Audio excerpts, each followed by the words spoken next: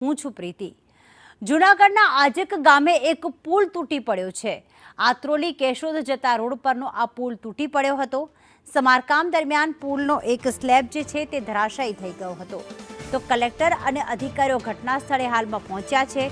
Hitachi machine સહિત લોકો નદીમાં પડ્યા હતા। ત્યારે પુલ તૂટવા પર માર્ગ મકાન વિભાગે સ્પષ્ટતા કરી છે કે નબળા બાંધકામથી આ બ્રિજ નથી તૂટ્યો, પણ જૂનો પુલ ઉતારવાની જ્યારે કામગીરી ચાલુ હતી એ જ દરમિયાન જે બ્રિજ છે તેનો એક સ્લેબ ધસી પડ્યો હતો, જેના જ કારણે આ ઘટના સર્જાઈ હતી। જોકે આમાં જાનહાનિ નથી થઈ।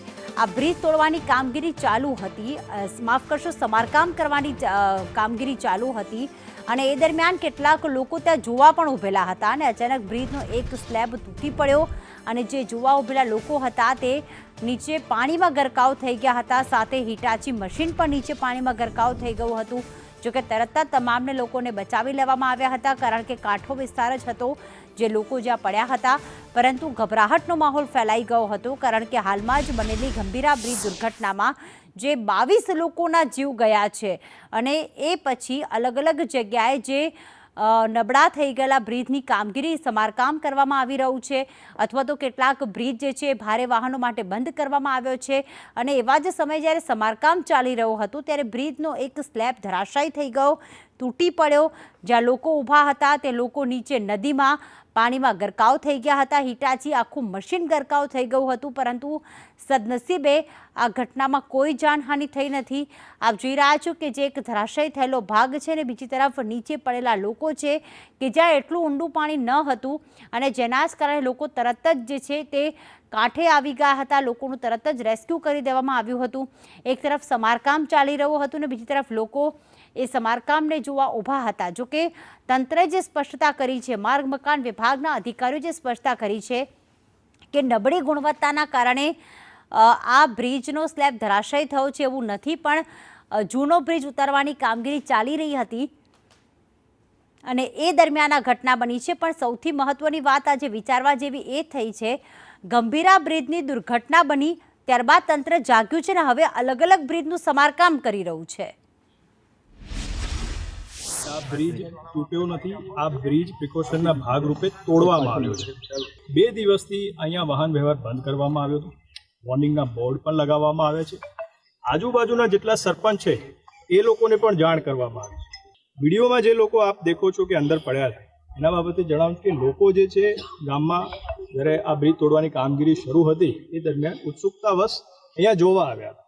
અમારા જે એસઓ હતા, એન્જિનિયર હતા, એમને લગભગ 3 થી 4 વાર વોર્નિંગ પણ આપી હતી કે ભાઈ આ બ્રિજ તૂટવાની કામગીરી ચાલુ છે, કોઈને ઈજા ન થાય એના માટે આપ પાછળ ખેંચી જાઓ, પણ અનફોર્ચ્યુનેટલી એ લોકો ત્યાં ઊભા રહ્યા અને જ્યારે એક સ્લેબ એનો તોડ્યો ત્યારે જેસીબી છે એનું બેલેન્સ થોડું ગડબડાયું અને જે લોકો ઊભા હતા એના બેલેન્સ ગડબડાવાના લીધે એ લોકો અંદર ગયા। પણ સદનસીબે આ ઘટનામાં કોઈ જાનહાનિ નથી, કોઈ ઇન્જરી નથી, એટલે તમામ જે પ્રિકોશનના ભાગ જે રૂપે પગલાં લેવા તે લઈ અને આ કામગીરી આપણે કરાઈ છે। લગભગ પ્રાથમિક અંદાજ પ્રમાણે 85 અરાઉન્ડમાં ઇરિગેશન દ્વારા બનાવ્યો હતો, પણ 11 તારીખે એક્ઝિક્યુટિવ એન્જિનિયર અને એમની ટીમ દ્વારા ચેક કર્યું અને એમને લાગ્યું કે ટેકનિકલી આ બ્રિજ આપણે તોડી અને પ્રિકોશનના ભાગરૂપે પગલાં લેવા જોઈએ, તે પગલાંના ભાગરૂપે આખી એક્સરસાઇઝ કરવામાં આવી।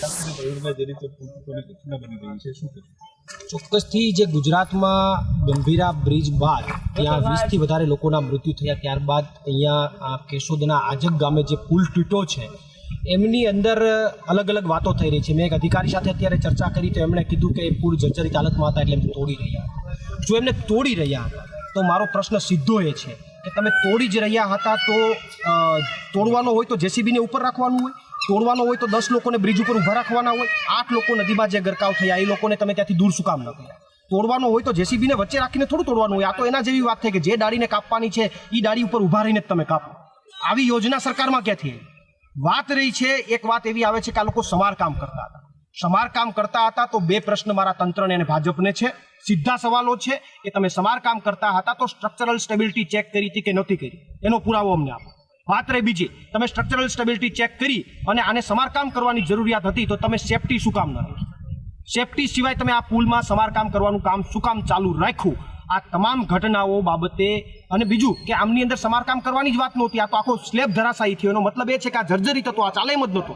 તો આવી પરિસ્થિતિમાં પણ આ લોકોએ બેજવાબદારીપૂર્વક તંત્રએ અને ભાજપે પોતાનું વર્તન દાખ્યું છે. એના કારણે લોકો બચી ગયા છે. 8 લોકો નદીમાં ખાબકી ગયા પણ માંડ બચી ગયા.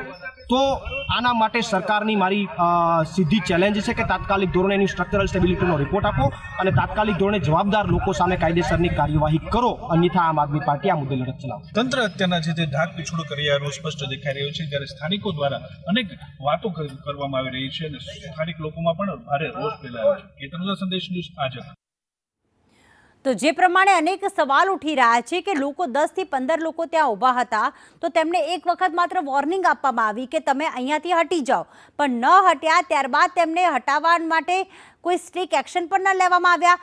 બીજી વસ્તુ એ છે કે જો પુલ માત્ર સમારકામ થઈ રહ્યો હતો તો પછી એક જેસીબી દ્વારા ત્યાં ઊભું હતું તો પછી સેફટીના સાધનો કેમ ન રાખવામાં આવ્યા?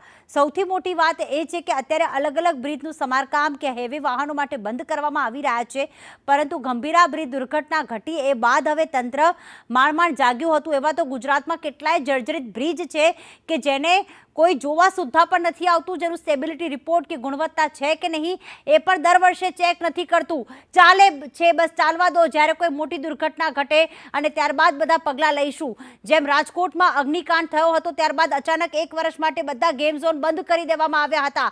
ફાયર સેફટીના સાધનો જરૂરી છે એ નિયમો સ્ટ્રિક્ટ કરી દેવામાં આવ્યા હતા અને હવે ગેમ ઝોન પર કોઈ ધ્યાન પણ નથી આપતું. આવું જ હવે ગંભીરા બ્રિજ વખતે થયું છે કે બ્રિજની દુર્ઘટના ઘટી, 22 લોકો મરી ગયા અને ત્યારબાદ તંત્રને યાદ આવ્યું કે આવા 85ની સાલમાં તો 40 વર્ષ જૂના તો ગુજરાતમાં અસંખ્ય બ્રિજ છે કે જેને અમે વર્ષોથી જોયા જ નથી. ચલો એને પણ હવે જોવા જઈએ. ને જ્યારે સમારકામના નામે એક તરફ એન્જિનિયર એવું કહે છે, માર્ગ મકાન વિભાગના અધિકારી એવું કહે છે કે બ્રિજ તોડવા આવ્યા હતા, તો પછી આટલા સમય સુધી જો બ્રિજ જર્જરિત હતો તો પહેલા તોડવા કેમ ના આવ્યો?